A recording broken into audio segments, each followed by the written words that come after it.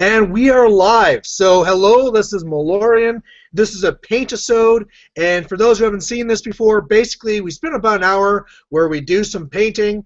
And you're supposed to be doing some painting as well. And my voice is going. So luckily, we have a guest on today. So we have Terry from Wales. And Terry, would you like to introduce yourself? Hello. Thanks for having me on your show, first of all. Really appreciate it. Yes, my name is Terry, and I am the captain of the Wales team for 2015. Sounds good. So painting-wise, are you painting as well, or are you just joining in today? I am painting. It's actually 20 past 3 in the morning for me here, so I decided I won't be painting any eyes. Yeah, something easy. So I am painting some resin bases. I thought that was about the best that I could do at this time. Yeah. So I got my big and Where was this from? Who made those bases? sorry, what was the question? Who made the bases? Oh, they're resin bases. Forget the name of the company. I think it might be Foreground. Hmm? Okay. And I recently started collecting cricks. And one thing that I didn't do with my previous army was resin bases. I sort of just kind of used sand and flock and blah blah blah. And I thought it would be a little bit quicker and basically it would look a lot nicer on the table as well. So I thought, yeah, I'll get some resin bases. Why not? Sure, yeah. And yeah, the thing is with cricks using so many infantry, there's lots and lots and lots and lots of these little bases to do. That's what I'm doing tonight. And possibly, if I get around to it as well, pinning a bile thrall. I know, menial tasks. How about, You're saying? how about yourself? What are you painting tonight? Mine is actually Prime Eris. I think I'm gonna start giving her a try. Well, I usually go with the Epic Iris, but I think with my Haley too, she might do some interesting things. So we'll find out. I forget the difference. I only ever really see Iris blue. Could you run me through the difference, or run us through the difference? The big difference is where Epic Iris can shoot off upkeeps and how she can run by things so that you can't allocate to jacks. The really nice thing that P Iris does is that if I shoot your caster, then all of a sudden they lose all their focus, and next turn they don't get any focus either. So you kind of lose a whole turn with the caster. So whereas I use my Haley 2 to be a jam list, well, I can just telekinesis around your caster, and even if it's not for the assassination, I can just shut him down for a turn. And then all of a sudden caster's like Butcher 3, whereas usually Butcher 3 can slaughter my army. If you have no focus, Butcher 3 can't really do that. So I'll play around with it. We'll see how it goes. Yeah, it's really good against, obviously, casters that, like Butcher 3, who replenishes his focus for his feet.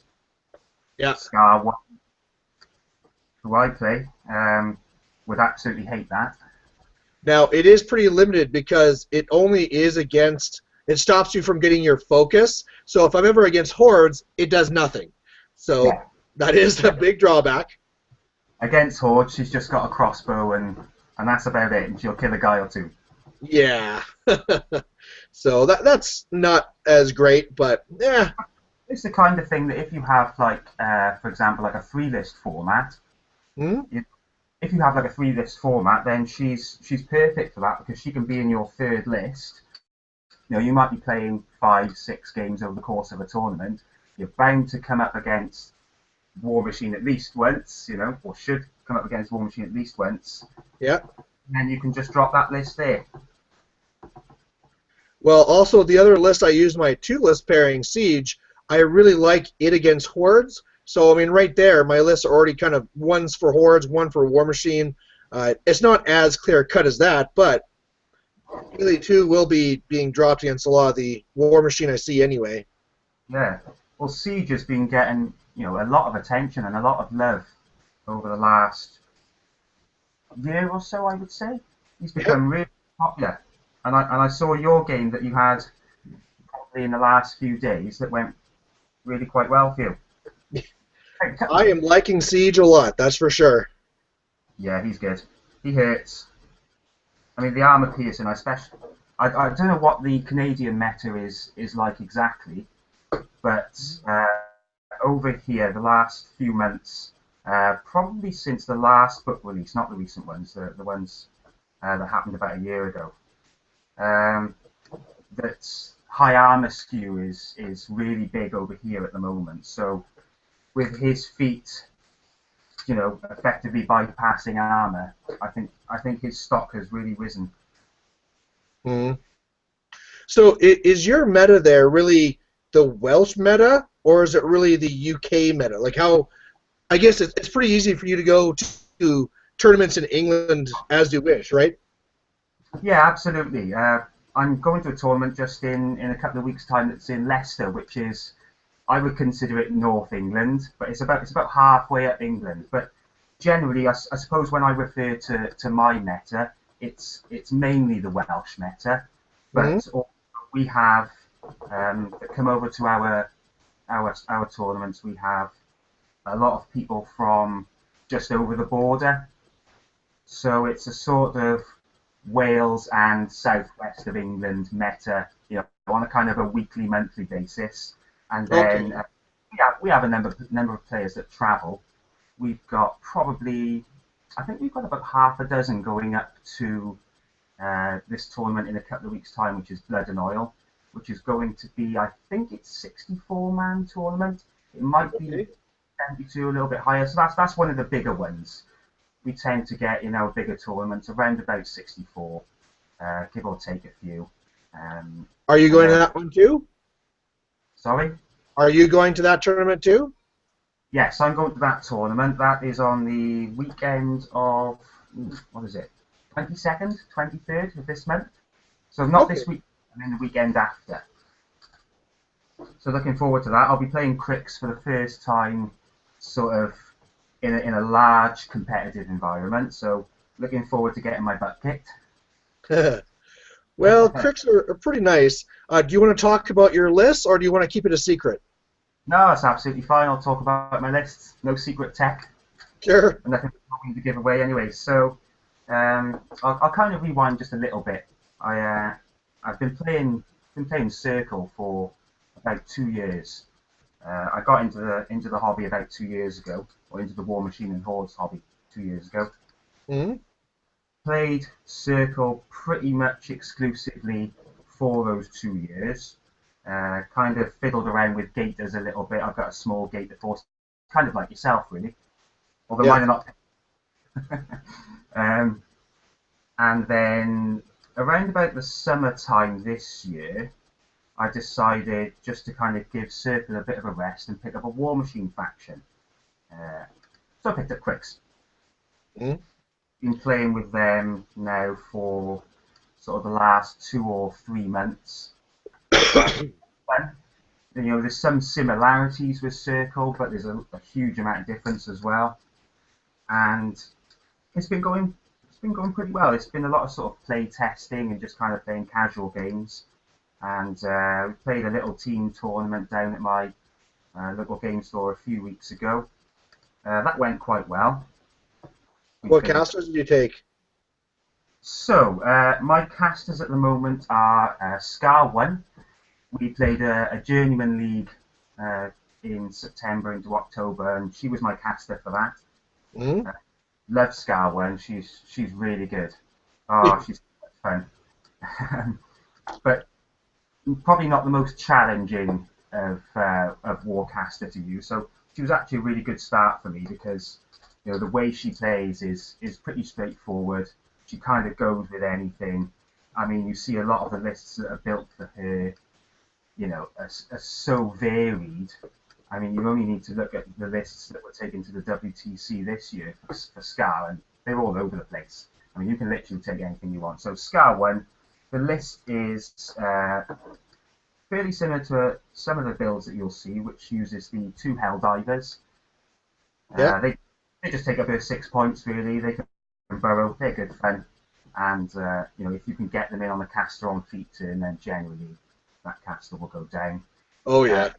Also the Scarlock Thrall and the Necrosurgeon and Stitch Thralls, which is standard for Scar 1 because I don't know how familiar you are with her spell list, but she has Ritual Sacrifice. Yeah. I wish I had that. Yeah, it's great. So she has Ritual Sacrifice, so on her turn, she'll have anywhere between 7 and 12 focus. 12 if you're playing a casual game, and 7 if you're playing in a tournament. Mm-hmm. So to round out the list then is basically 50 points worth of units. So there is the Styxis Raiders with the unit attachment, and I went the unit of Bane Riders, and then there are 2 units of Max Bane Knights, and then 5 points left is a full unit of Mechanicals.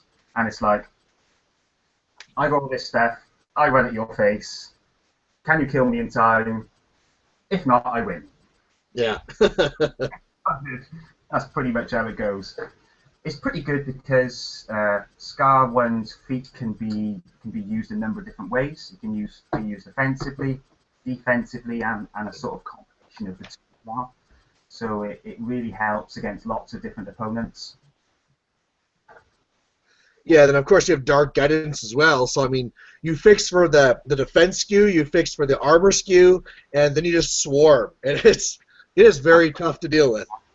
I was really attracted to Scar 1 because I've been playing Circle for so long, and I was beginning to find that the armor cracking in Circle was pretty much exclusive to their beasts, and that can present quite a few problems, I find, because you can have the kind of the neat mounting builds and the like the Xerxes 1 sort of Citrati brick. And I was finding that it's like, I charge my beast in, I kill 1 or 2 guys. Maybe I get away, maybe I don't, depending on what tricks I can pull. Yeah. And then your 3, 4 guys that are left come in and kill my beast, and it was getting fairly frustrating in some builds and in some games. So Scar 1 was like, it was almost like a kind of a quick fix and a nice easy kind of answer to that. So yeah, so that's list 1. Just to interrupt you there, we have a question from Advanced Move. What are the 2 casters you currently just dread to see across the table? Ooh, any faction? Haley 2. I think probably most hear that. Haley 2 is a real pain. Very, very difficult to deal with. Unless you have kind of like a lot of shooting. If you have like a shooting skew, you can sort of bypass her feet somewhat. But yeah, a lot of the Haley 2 builds are really, really tough to go against. I noticed you've been playing Haley 2 recently. Very nice. And the list that you run is very sort of infantry swarm, isn't it? Kind of similar to, I don't know if you know Jay Larson. Yeah. Yeah. I think he's just over the border from you, isn't he? He is for a chain attack there, but he normally goes more shooty, right? I don't think he does like just swarm in your face. Yeah, not quite. His is a little bit more shoot. I forget exactly what his build and your build is, but it involves things like the Horgenhold Forge Guard and what's the bloody name? Is it Anastasia? Anastasia the Brave? Yep. Yeah, with the rule that I forget the name of. It allows you guys to get a second go. Yeah, espionage or whatever. Espionage, that's correct. Yeah, of course. Couple that with her feet, it's like you basically get 3 turns, and your opponent gets none. Fantastic. Yeah, Haley 2. There is occasionally you still come up against the double Stormwall build here. I think that was popular across the pond where you are, sort of in the last couple of years. It was popular here as well. There's a local guy that played it really effectively as well. That can be a bit of a pain to deal with. But yeah, second caster to come up against. I tell you who I tend to have. It's not necessarily that like it's the most difficult thing to play against, but I always struggle against Makeda 2 with the Molotov missile. I Oh, never okay. seem to be able to like judge the threat range and the distance, and I always seem to leave my warlock or my warcaster like just in. You know, if I was like an inch back, I'd be absolutely fine. But no, I decided to go a little further forward, and I'm dead on turn 2. Well, it's so crazy because it's such a long threat range. Just, even when you think that you prepared for it, nope, you're too close. Yeah, one of my buddies plays Scorn, and he plays Makeda 2 occasionally with a Molotov missile, and he's even sat with me across the table and said like, "This brings you forward this far, and this spell does this," and then I pop my feet and blah blah blah, and the total is 26 inches or whatever it might be. But I don't remember, and I always leave myself open. Kind of sucks. So now we have another question from F.H. McVeigh, which says, what are our thoughts on the Cephalics? They feel that they're competitive. I actually just faced them for the first time today, went up against Thexus, and I didn't know what in the world was going on. It was the tier list, and I was able to survive mainly just by getting him to Deathclock himself and then killing his caster for fun. But it's a little bit scary, being able to basically TK everything. Yeah. It's a big deal. Yeah, absolutely. I haven't. Sorry, continue. I was just going to say, I mean, right now, they're not really fleshed out, right? They only have the one caster. So, I mean, I can certainly see them as being competitive if you're saying mercenaries, but you can't really go to a tournament with them because there's only the one caster, right?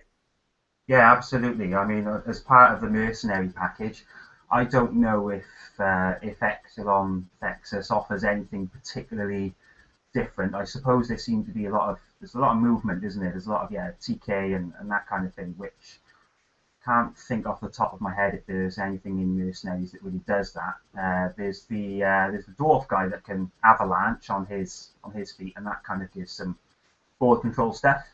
Gordon, yep. I haven't faced Cephalix yet. I haven't had the pleasure. I don't think anybody in my local meta is collecting them. But we're going to a big tournament in a couple of weeks. Maybe I'll see it there. I wouldn't say I'm kind of worried at this point because I don't really know what to be worried about. This sort of when it happens and I get killed, then I'll start worrying. Yeah. But in terms of quick Cephalix, some corner case kind of reasons why you might take them, but generally you don't see them on the board so much. Yeah. But they look cool. They do, yeah. You've got a big spider. So what really got you into War Machine? Like, did you start with Magic? Did you start with Games Workshop? Or what was your merge into War Machine? I originally came from Games Workshop games. I played 40k and Fantasy quite a lot up until probably a couple of years ago. And I only ever played really just casual games with friends at my place, at their place, at our local club, that kind of thing. And I turned up to my local club and they were playing War Machine. So I sat down, watched a game or two, and thought, "Wow, this is something completely different. This is mental. Yeah. This is absolutely crazy." And for me, there was, I would guess for a lot of people, there's a sort of a gradual kind of leaning towards War Machine. They might pick up a battle box and they might sort of, play in a journeyman and they tend to kind of play the two systems side by side. Does this sound familiar to Malorian? Probably. Yeah. For me, it was almost instantaneous. I kind of dropped a lot of my fantasy and 40k stuff within probably a couple of months. I kept one army, which was Orcs and Goblins. Hey! And that's how I met Malorian. What did I type in? Orc Tactics or something like that onto YouTube, and there he was. So I originally played GW games. I really enjoyed it. My favourite games were like Blood Bowl, and Necromunda back in the day. Those two games I felt were really, really good because there was a lot of you kind of tailor your force to like certain things. Guys got better and worse. They earned experience. They got injuries. Really enjoyed all that kind of thing. But yeah, picked up War Machine about 2 years ago. I bought the the 2-player battle box rule set thing. Just like a circle, just because I preferred the models. Sold the Legion to a friend of mine, and then the rest is history, really. And now I more or less play War Machine and Hordes exclusively. A couple of games of things like Zombicide and the odd kind of board game and thing like that. But yeah, I'm in. I'm in at the deep end.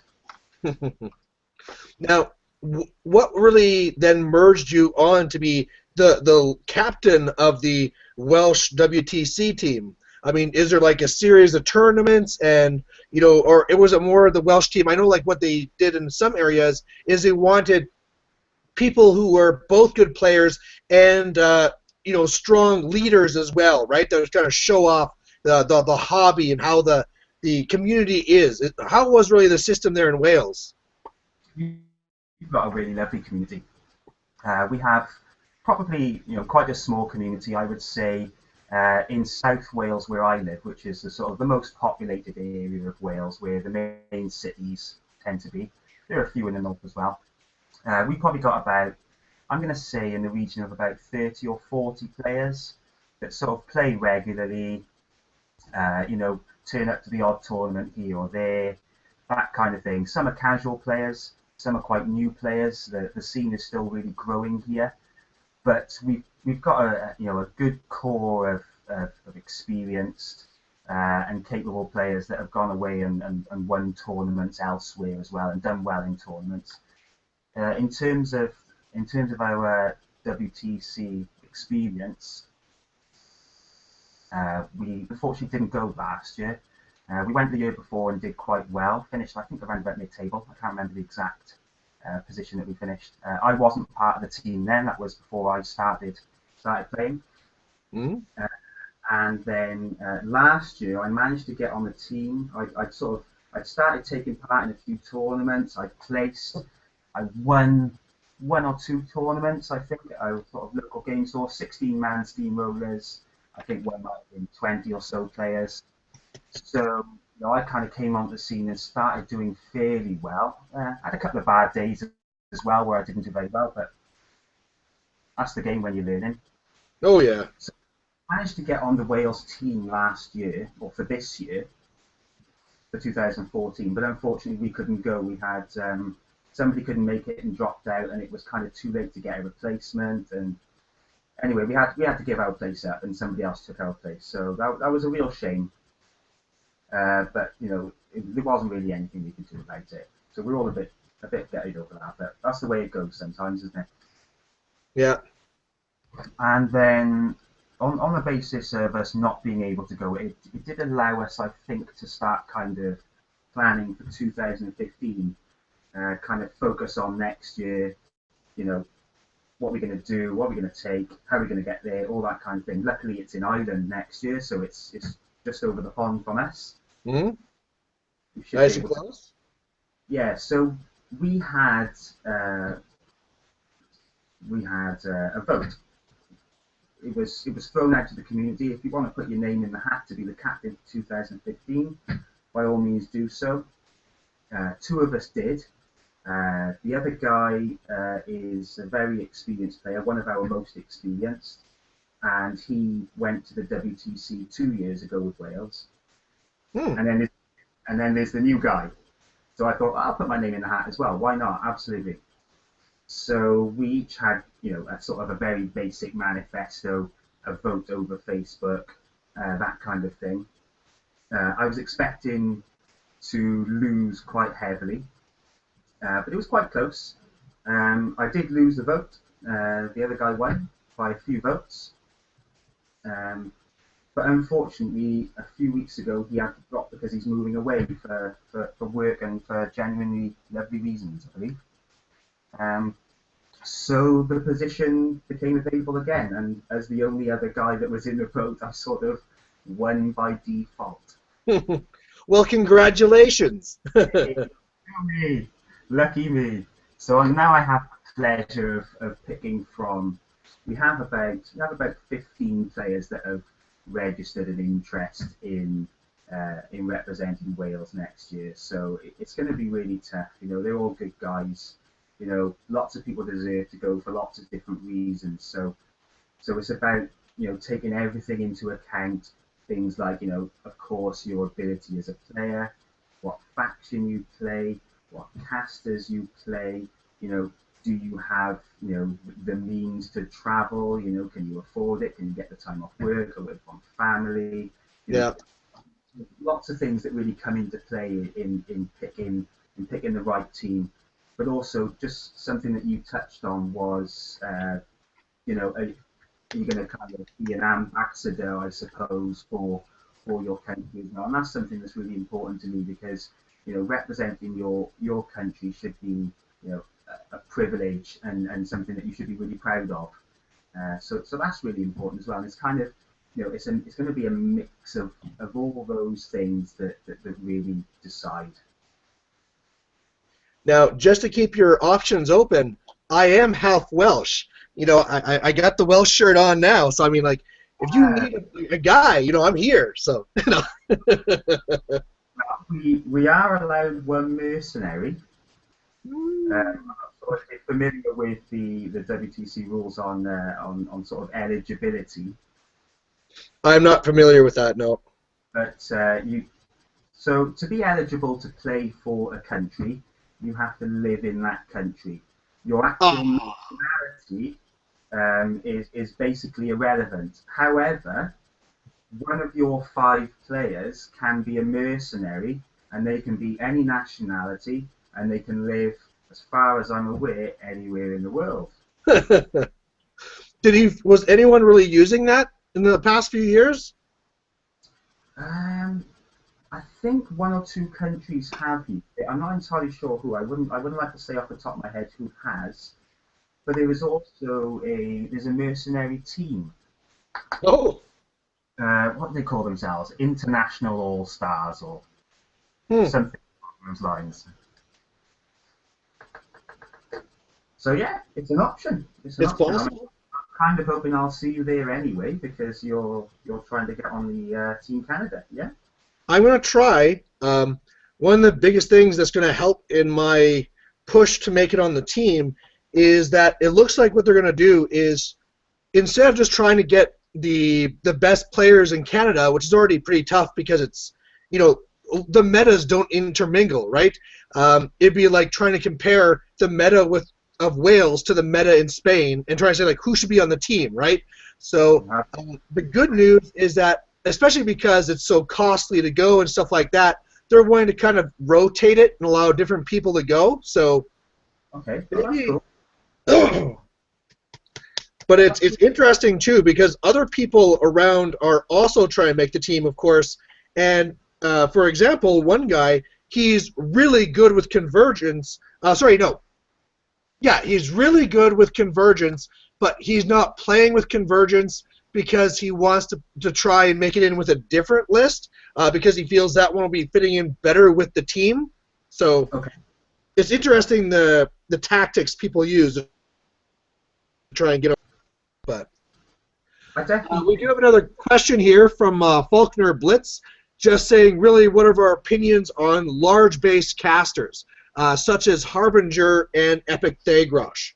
Do you find that having that large base is a real big detriment or not that big of a deal?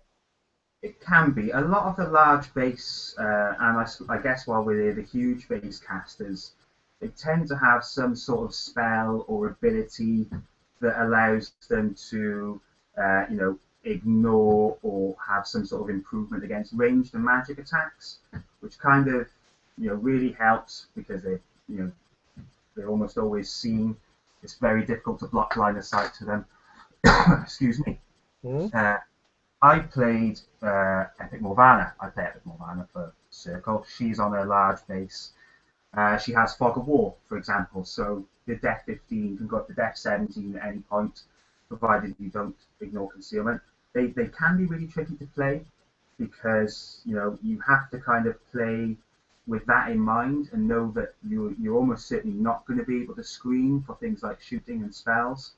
So a lot of your considerations will be, what do I have in my faction that can aid me in that? So, you look at something like Harbinger. You often see her with that little jack that gives her spell ward, I think. Is it a devout? I'm saying it's a devout. It might not be, but it's something like that. And I think that really comes into the list building stages. What support do I have that prevents, me being assassinated by Assyria shooting or Radin shooting or, Siege shooting or whatever it might be. Yeah. I know I really like playing Epic Thagrosh, and you definitely have to be very careful. Luckily, he doesn't really have anything that's a spell that keeps him alive, but when he sends all those shredders up and engages everything, that's a good way to keep him alive. Yeah. I know as then from the other side, being more the Epic Kane player, I love seeing large base models because I know they can't hide from me. And a lot of times I know in the list chicken that if I ever see one with a large base model, okay, they're not going to drop that one unless they're crazy. So. Yeah, absolutely. I think Lilith 3 has some sort of defense against that. I can't remember exactly what it is. Windwall, I think it is. Windwall. That sounds about right. But yeah, I mean, well, Kane 2, I mean, it's difficult enough to hide from Kane 2 when you're a small base. Yeah. So, talking about huge base models, what do you think will be the first one for Crix?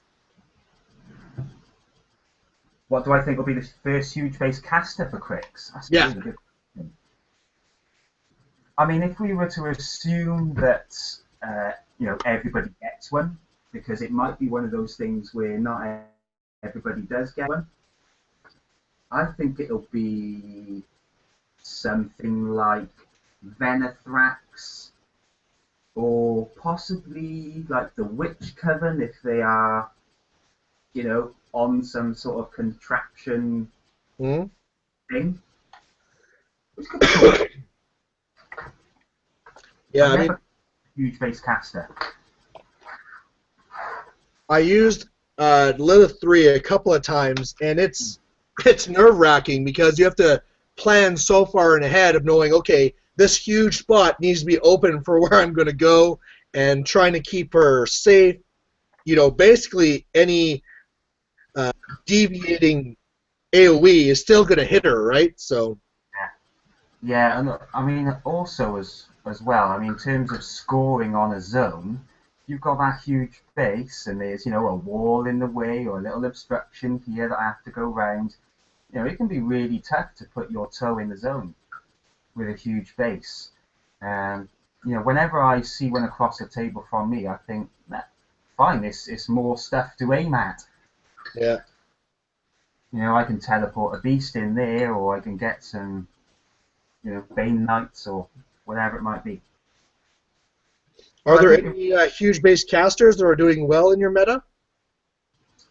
I would say the only one that I see played semi-regularly is the Resnick 2. Yeah.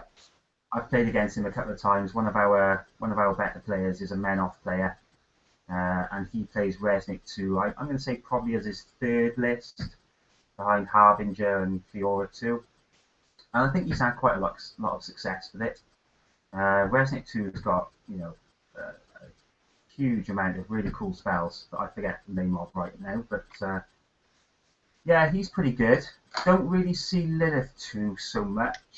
And Xerxes 2 is of course really new. I think we will start seeing a little bit of him. We've got a couple of Scorn players that I think will probably pick him up at some point and take a look at him. But yeah, I mean, they're lovely models. They're so nice to look at across the board. Yeah. We have another question here from Nick Fensky asking, what do we think of convergence of Cyrus? I like them. For my part, I think they are definitely very scary. At first, they were okay, and they weren't really that great, but now that they really have all their real pieces come out, especially now that the battle engine's out too, you know, Yeah. they're no joke. In plastic as well. Yeah, Convergence I think are a real nice kind of experiment that Privateer Press have done where they wanted to make a faction that was very Jack-based. I think they probably took a good look at the meta, looked at all the War Machine factions, and realised that most good lists are only taking 1 or 2 Jacks. There's 1 or 2 janky tier lists, that will take more, but there's not a faction that really, concentrates on it Jacks, and that's what Convergence do. So if you want to play a lot of Jacks, if you like the models, then they're a really solid faction. And the fact that they're not getting releases as often or as regularly as the other factions is not necessarily a bad thing, because what happens is the stuff that does come out is generally really good. Whereas in a lot of the other factions, there are plenty of units, solos, jacks, beasts, whatever it might be, that really see the table. In Convergence, just about everything is good. Yeah. I know as a Signar player, it's always going to be Father LeConte that I'm going to face. Yeah. And really, all I can deal with that guy is to say, all right, Haley 2, swarm, and hold them back. We're going to try and win on scenario or death clock. But, yeah, scary stuff for sure.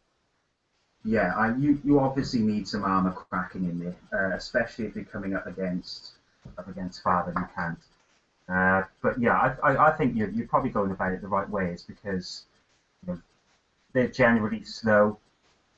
Even their units are pretty slow, apart from the Clockwork Angel types. Those little swarmy buddy things that fly around the place. Well, a lot of times they're going for the recursion trick as well, and so they have those guys to go shield wall. So they might run up the first turn, but then they just shield wall for the rest, so they're a lot slower. Yeah, I think if you can, I suppose it depends on your build, but if you can get first turn, and if you have advanced deploy, fast-moving troops, I think in a lot of cases it's really worth sacrificing 1 or 2 units, just run into the face, hold them back, in their own deployment zone more or less. I think that can be a way of making them overextend themselves, because instead of shooting and instead of kind of fighting in normal melee, they'll be doing transport, they'll be taking free strikes. I think that's one of the tactics that you can use against Convergence if you have the means to do so.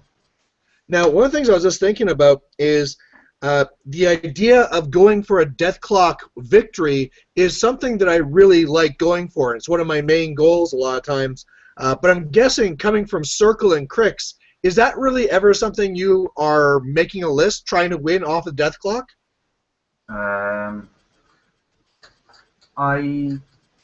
I never say that I would build a list that is designed to win on death clock, or I haven't at this point anyway.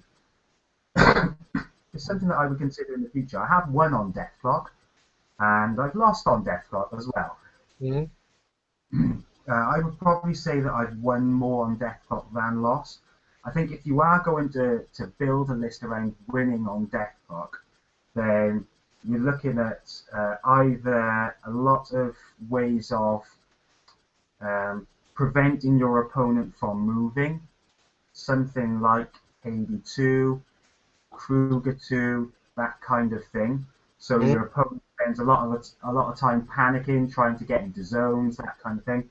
And I think also if you have some way of bringing guys back or preventing guys from dying by a tough martyrdom, if you're playing against that kind of thing, then you can win on death clock, because your opponent just spends every turn basically killing the same 5 or 6 guys, and then they come back and then you have to do it all again. Alexian, Bog Trog guys. So if you build a list around that, Circle can do it with Morvana 1, where Good, yeah. he brings it all back with regrowth. You kill his stuff again, she brings it back with regrowth. Now, is it really frowned upon to win on Death Clock? Bedtime. In your meta there, like if you win off Death Clock, it's like, oh, that's like a shallow victory, or is that seen as like a legitimate tactic? All's fair in love and war. Yeah. Okay. Fair enough. I certainly don't mind. I mean, if somebody wants to try and win on Death Clock, I've got no problem with it as an opponent of theirs. No problem at all. It's a legitimate way to win. We have Irish Skills here saying, going off the fluff, I think that Turnimus will be the first huge base caster for Crix. Kador will have Karchev, if Kador gets Karchev back, and Karchev Conquest Hybrid would be awesome. Do you think they might do that, start making, because they already have Warcaster battle engines, do you think they're going to go the Warcaster Colossal route eventually? You never know. You never know. I haven't thought about it, but I don't see why not. I mean, it might be. I mean, it would be tough to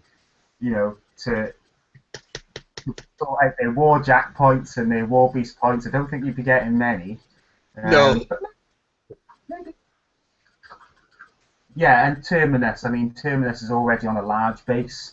You know, if he kind of gets a new incarnation and goes on a huge base, yeah, I can see that happening. He turns into some sort of dragon thing. Mm-hmm. Could happen. I mean, the biggest thing I've learned from Privateer Press is that you can really not expect anything now.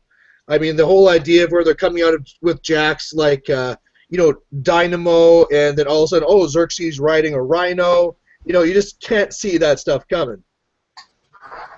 Yeah, I mean, they really throw you a few curveballs, and you know, one of the great things about Privateer Press is that they'll give you enough to kind of chew on, and they'll slowly drip feed all the releases over, you know, a good few months, and then bang, the book drops. There's new stuff that you weren't expecting.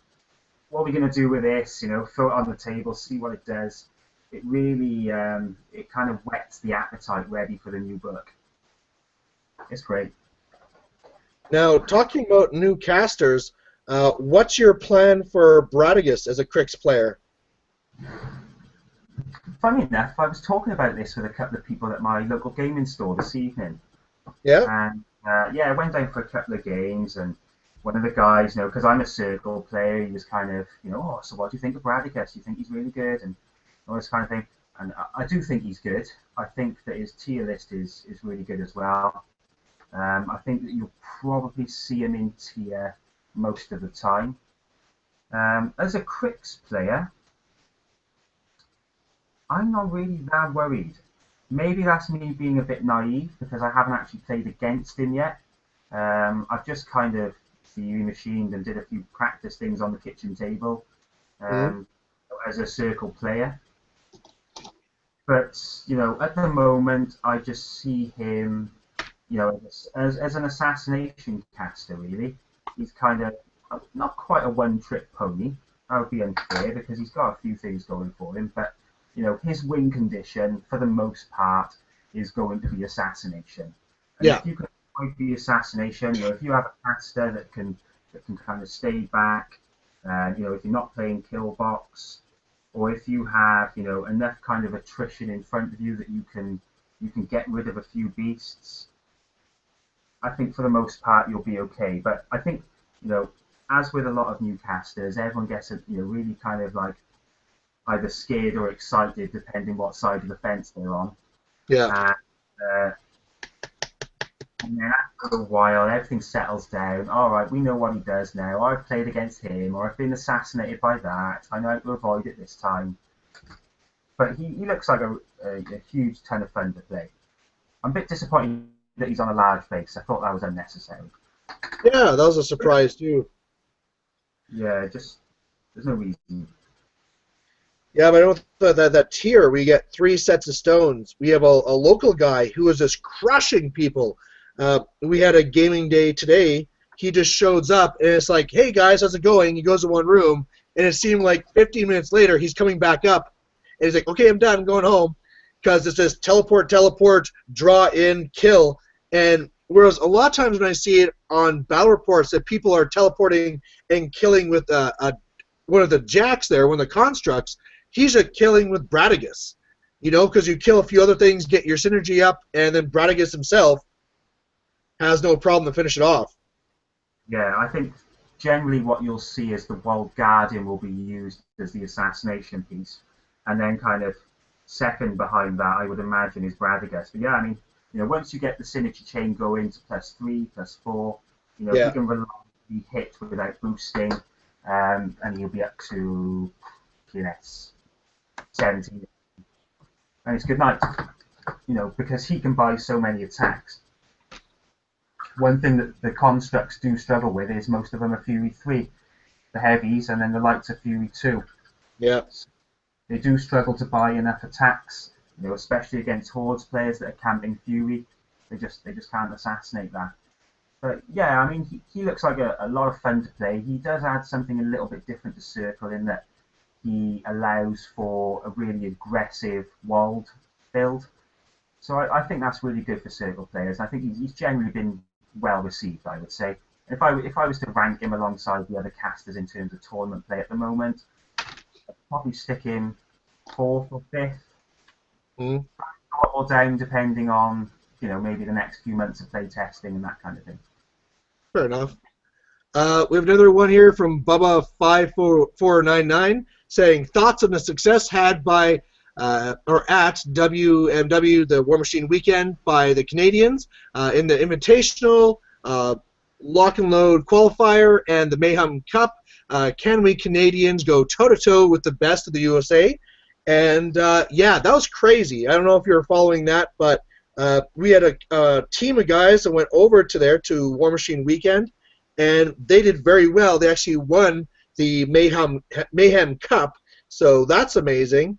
And definitely there is a really dedicated group up here. For a while it wasn't so much. I mean, there were the Grots, and they did very well, but the rest of the meta was kind of way behind. But now everybody's been working together and has really been getting quite a bit better together.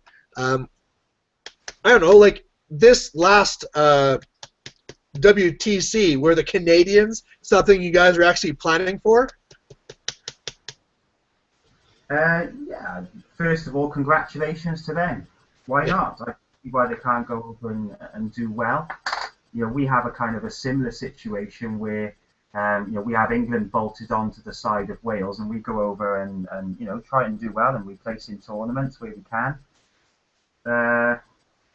Sorry, was your last question, are we worried about Canada? Is that what Yeah, did you actually try and have a plan for Canada? At the WTC? Yeah. Maybe. I mean, if you're on the side, it'll be pretty easy to do the research. Yeah. I'm wondering if that'd be one thing that'd keep me off the team, is that clearly, I'm an open book. I wonder what Valorian's taking. Hey, what's his last battle report? Oh, there's his list. So... Yeah, one thing that a few of the Welsh players have discussed is, if we are going over to England for a tournament, should we play, the lists and the casters that we're intending to play at the WTC? And I think what we will do is a few months before the WTC, we will just play our intended lists, in local games, in home games, that kind of thing, and kind of, play more experimental or kind of like 3rd or 4th choice lists when we go away, and just to kind of keep them guessing, I suppose. Yeah. So right now we're probably only having about 10-ish minutes left. How's your painting going so far? Oh, brilliant! I've done loads. So this was black. It's now got a slight layer of brown on it. Yeah. And I have 4 small bases that are black, brown, and grey. Check that out. It's looking good, looking good. For myself, P Iris is basically done. I am just doing the details now, have to do the wash, and of course basing after, but that's really it. How do you paint so quick? Well, it's all about painting at a really low bar, you know? You don't do highlights, nothing fancy. All your highlights come from the wash, and there you go. You can do a model in an hour. I mean, I've been watching your Paintisodes for however long you've been doing them, you know, the last few years. And I'm astonished that, you know, at the end of an hour I've painted, like, you know, a couple of eyeballs, or I've done some hair, or, you know, oh, I painted the belts on these few guys. And then there's Maloria, and he's painted a whole jack, and he's painted a whole hair. These guys are done. I'm thinking, you know, is he using, like, what size brush is he using? I don't even know. It's the Citadel standard brush, so whatever that means. You know, for all my kind of, you know, basic stuff, I use a massive brush as well. You know, all my a lot of my dry brushing, you know, all the kind of undercoats and that sort of thing. You blow me out of the water, man. I'm telling you, it's just, you know, you don't look at it close. I mean, one of the things I did is when I was going to see what colors I had to do on P Iris, I looked at my Epic Iris, and it's just ugly, right? Like some of the things I painted so quickly that I have bubbles stuck in it now, and it's all about, I mean, if it looks good 3 feet away when you're going to play with it, that's fine. You know, normally you don't look at the model like this, right? So. Yeah, you're right. I mean, you know, a painted army, even if it's, you know, painted, you know, quite poorly, looks so much better than silver or just undercoated black. You're absolutely right. And if you play to that feeling, then good for you. Yeah. I was just see if you have any other questions here. Are we wearing pants? I am. I'm wearing pajamas. It's 4:10 in the morning.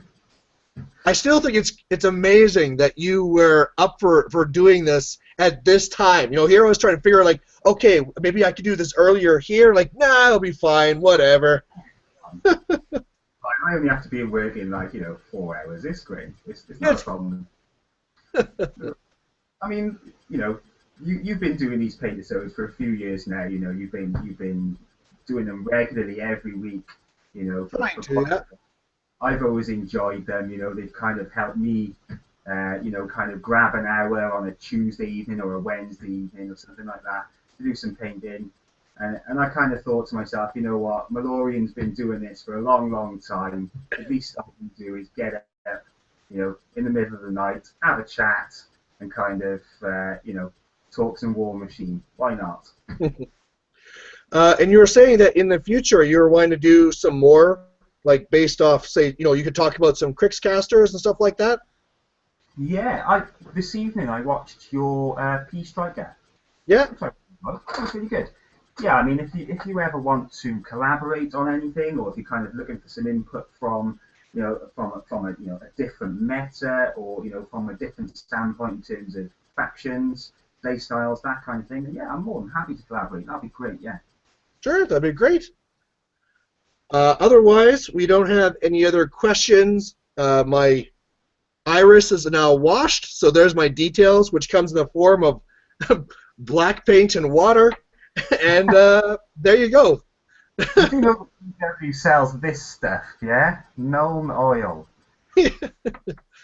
See, the problem, and I've seen that stuff, right, or they did Devlin Mud before too, and it looks so much better than what I do, but then my models will look different. And so since I've been doing this for 10 years, I might as well continue, otherwise there'll be different looking models in the same army, right? So you're kind of stuck in it, but you're happily stuck in it.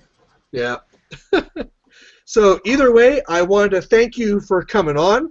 For everybody else, thank you for watching. Please post down what you're painting, and I'll be back next Monday, and we'll have to have Terry back on again. Maybe we can talk about Scar or something like that, but yeah. We'll see you then. Thanks a lot, guys. Take care. And thanks for having me on. No problem. See you. Take care.